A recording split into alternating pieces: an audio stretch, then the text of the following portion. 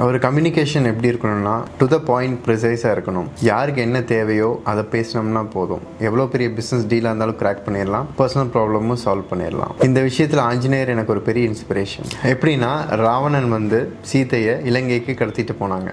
அப்போது ராமன் ஆஞ்சநேயரை நீ போய் சீதை பார்த்துட்டு வா, எப்படி இருக்காங்க எங்கே இருக்காங்கன்னு சொல்லி கண்டுபிடிச்சிட்டு வா அப்படின்னு சொல்லி அனுப்புகிறாரு. ஆஞ்சநேயர் பல ஸ்ட்ரகிள்ஸ் பல தடங்களை தாண்டி சீதையை போய் பார்த்துட்டு வர்றாரு. ராமன்கிட்ட அவர் வெயிட் பண்ணிட்டு இருக்காரு.